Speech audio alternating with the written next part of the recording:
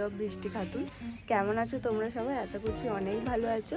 আজকে অনেক দিন পরে আমি পাথরচাপুর যাব। আগে অনেকবার করেই যেতাম, আর এখন আমি অনেক দিন পরেই যাচ্ছি। মারা এই কয়েকদিন আগে গিয়েছিল, বাট আমি যাইনি, যেহেতু আমার স্কুল ছিল সেজন্য।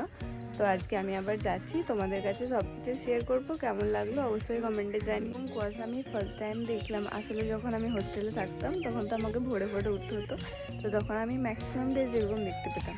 কিন্তু গ্রামে আমি ফার্স্ট টাইম এরকম দেখলাম, কারণ বাড়িতে থাকলে তো উঠতে মনে চায় না ঘুম থেকে। আজকে একটা যাবো বলে তাড়াতাড়ি উঠেছি, একটা জায়গা যাব।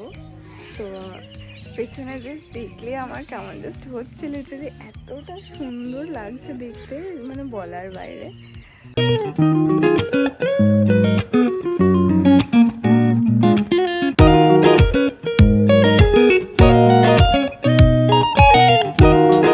আমার অবস্থাটা কী লেভেলে জায়গায় যে পৌঁছেছে, মানে জাস্ট বলার বাইরে। মানে আমি যখনই রেডি হতে যাই, মানে কোথাও বিয়ে বাড়ি বা কোথাও যাওয়ার জন্য, তখন মা বলে কি যা গিয়ে তো মামির কাছে সেজে আই। মামি ভালো সাজিয়ে দেয়, মানে মামির কাছে গিয়ে সেজে।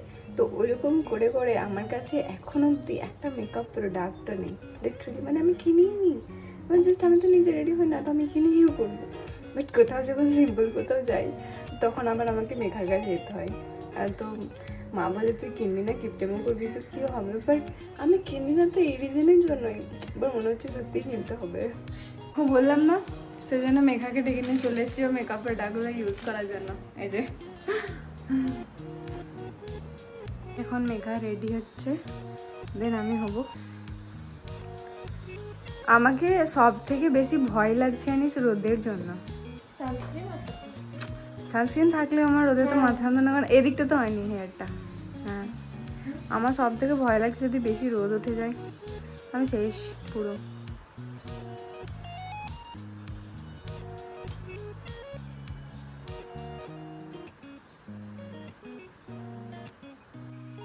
বেরোচ্ছে না রোদ যা পড়বে মনে হচ্ছে ভয়। আমাকে সব থেকে মানে কোথাও যাবো বলে ভয় লাগে রোদের জন্য, আর রোদে গেলেই মাথা নাম করলাম। আজকে আমি জানি না কি হতে চলেছে। বেরোচ্ছে না রে তো সানস্ক্রিন।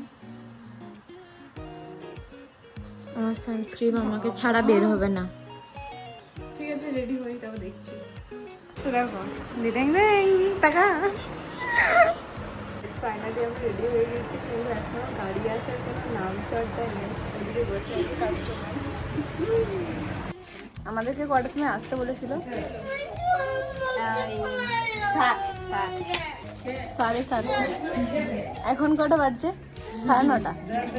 গাড়ি টাড়ি কিচ্ছু আসেনি, বসে থাকি এরকম।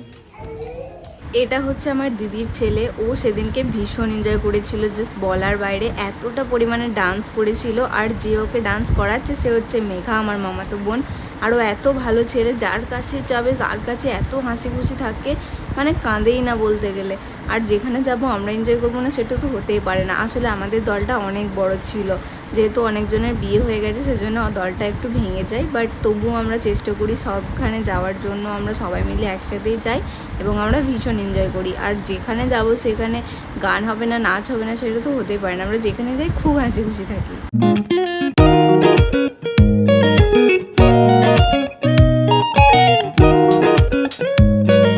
আর সাডেনলি ডান্স করতে করতে এনজয় করতে করতে আমরা দেখি আমরা সবাই পৌঁছেও গেছি। ফাইনালি নেমে পড়েছি আমরা। কি নাম জানো জায়গাটা? চাপড়ি যাই হোক। আর এখানে তারাই বসে আছে যারা আগের দিন থেকে রাতে ছিল। তো তা আমরা সবাই মিলে মেলার জন্য রওনা দিয়ে দিই। এখান থেকে অনেকটা হাঁটতে হবে, আর এতটা হাঁটতে হবে ভাবতেই পারিনি, জাস্ট অনেকটা হাঁটতে হয়েছিল। আসছে আমাদের পার্টি, ফাইনালি পৌঁছে পড়েছি, মানে পৌঁছে গেছি।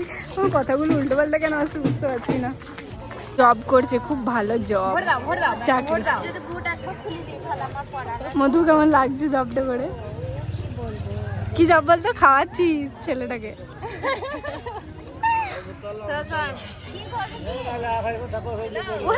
মাইনেতে কি বাবা কই গো?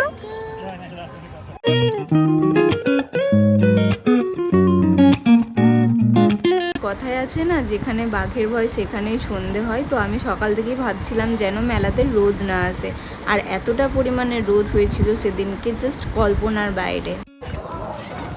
এত রোদ, আমি জাস্ট ভাবছি যে এতক্ষণ আমি থাকবো কি করে, এত পরিমাণে রোদ। আজকের মতো তো আমি শেষ, আর বাড়ি যাবো বলছি সন্ধ্যা হয়ে যাবে। আর এত রোদ আমি ভাবতেই পারি না, আমি সত্যি আসতাম না। তাহলে এখন জায়গাও নেই, কারণ নামাজ হচ্ছে। হ্যাঁ, আজকে শুক্রবার না, সেজন্য এখন নামাজ হচ্ছে, সেজন্য যেতেও দেবো না। অনেকক্ষণ মেলা টেলা ঘোরা হয়ে গেলে আমরা যাচ্ছিলাম এবার রুমের খোঁজে, একটা রুম অবধি পাচ্ছিলাম না। কিছু বল, মানে কেমন লাগছে কি মানে সবাইকে কি সাজেস্ট করবি যে নেক্সট টাইম কেউ আসবে কি আসবে না?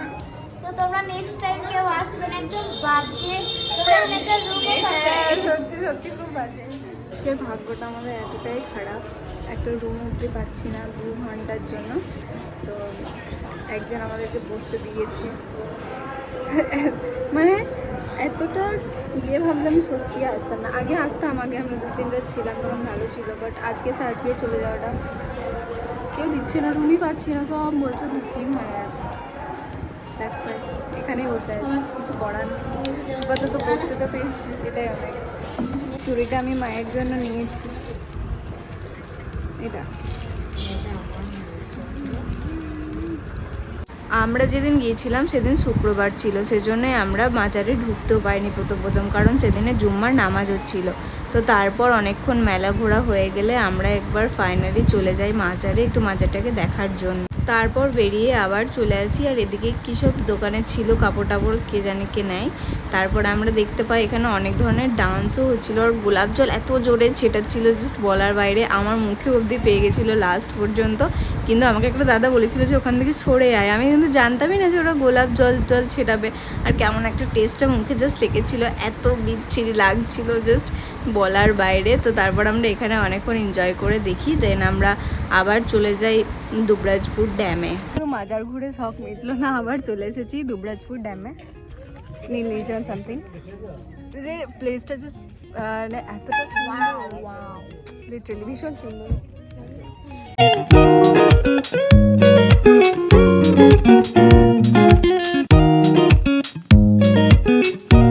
নীল নির্জন ড্যামটা এতটা সুন্দর, জাস্ট কল্পনার বাইরে। আমি আগেও গেছিলাম, বাট সেদিনকার দৃশ্যটা একটা আলাদাই লাগছিল। আর এদিকে নিচের দিকে একটা পার্কের মতো সামথিং ছিল, এটাও ভীষণ সুন্দর লাগছিল। আমরা যেহেতু সেদিনকে ভীষণ টায়ার্ড হয়ে গিয়েছিলাম, সেজন্য আমরা নিচেতে আর নামিও নিই।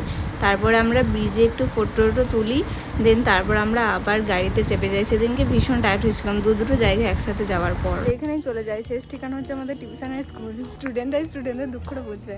আজকে পাথর চাপড়ে গিয়েছিলাম, নীল নির্জন ড্যাম গিয়েছিলাম, এসে আবার টিউশন এলাম। তো আজকে ভিডিওটা এত অবধি ছিল, কেমন লাগলো কমেন্টে জানিও। বাই।